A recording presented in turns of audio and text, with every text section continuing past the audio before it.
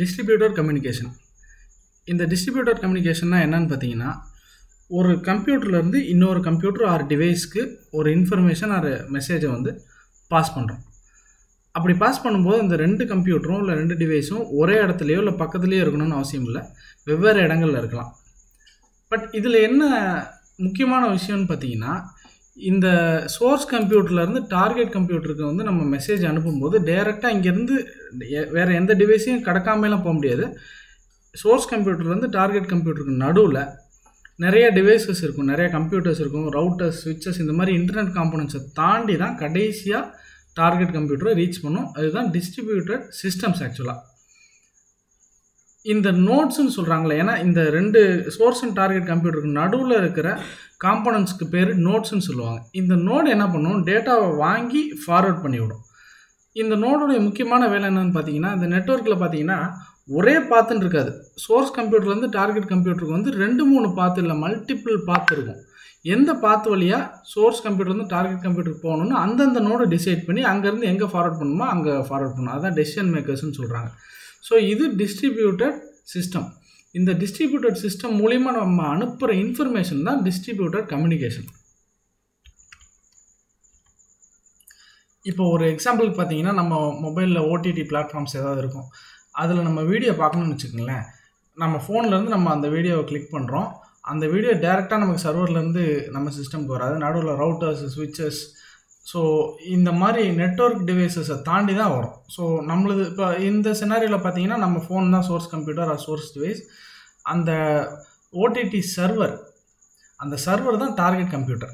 So நம்ம request கொடுத்தோன்னே அது பல இன்டர்நெட் டிவைசஸ் மூலிமா டார்கெட் கம்ப்யூட்டர் ரீச் பண்ணி ரிட்டர்ன் வீடியோ பாக்கெட்ஸாக வரும். அதை நம்ம மொபைல் வந்து கன்வெர்ட் பண்ணி நமக்கு வீடியோவாக காட்டும். இது ஒரு சின்ன எக்ஸாம்பிள். இந்த டிஸ்ட்ரிபியூட்டட் கம்யூனிகேஷன் எப்படி நடக்குது அப்படின்னு பார்த்தீங்கன்னா, 2 வெவ்வேறு வகையாக நடக்குது. ஒன்று வந்து மெசேஜ் பாசிங். சோர்ஸ் கம்ப்யூட்டர் வந்து டார்கெட் கம்ப்யூட்டருக்கு ஒரு மெசேஜ் போகும்.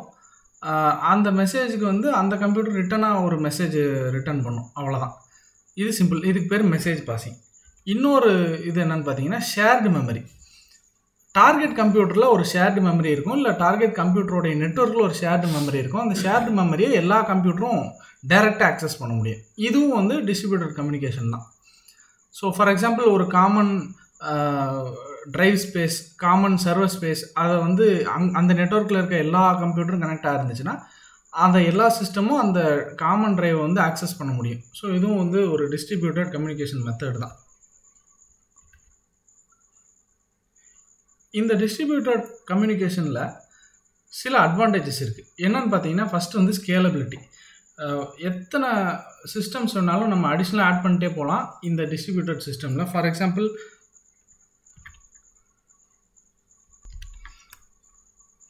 இப்போ ஒரு சின்ன எக்ஸாம்பிளுக்கு சொல்கிறேன். ஒரு 20 சிஸ்டம் இருக்குது அப்படின்னா, இன்னொரு 5 சிஸ்டம் ஆட் பண்ணோம்னா எந்த பர்ஃபார்மன்ஸும் பாதிக்காத அளவுக்கு நம்மளால் ஒரு சிஸ்டம் ஆட் பண்ண முடியும். ஆட் பண்ணி நம்மளுடைய சிஸ்டமை ஸ்கேலபிலிட்டியை இன்க்ரீஸ் பண்ண முடியும்.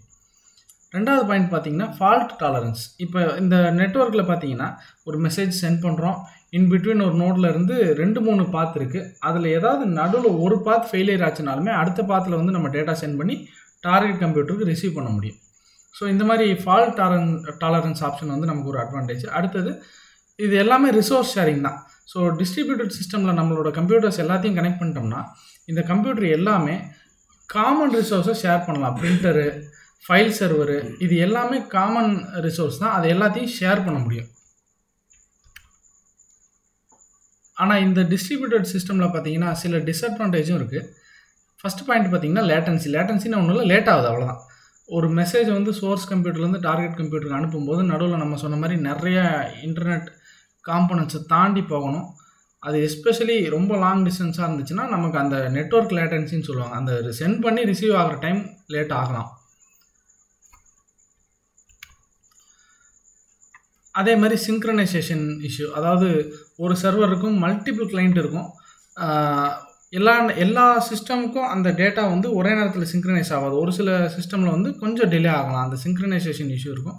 அதுக்கப்புறம் டேட்டா வந்து ஒரு லாங் டிஸ்டன்ஸில் நிறைய டிவைஸை தாண்டி வர்றதுனால இந்த டேட்டா வந்து கொஞ்சம் செக்யூரிட்டி ரிஸ்க் இருக்க வாய்ப்பு இருக்குது. அதுக்கு எக்ஸ்ட்ரா ப்ரொடெக்ஷன், ஃபயர்வால், அது இதுன்னு நிறையா வந்து அந்த சிஸ்டமை மெயின்டைன் பண்ணுறவங்க, அந்த நெட்வொர்க்கை மெயின்டைன் பண்ணுறவங்க அதை யூஸ் பண்ணி தான் ஆகணும்.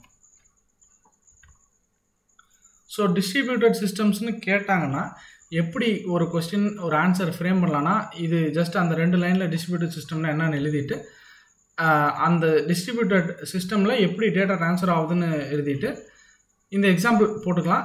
இந்த சின்ன டயக்ராம். அதுக்கப்புறம் 2 வகையான கம்யூனிகேஷன் இருக்குது. ஒன்று மெசேஜ் பாசிங், இன்னொன்று ஷேர்டு மெமரி. 2 இது.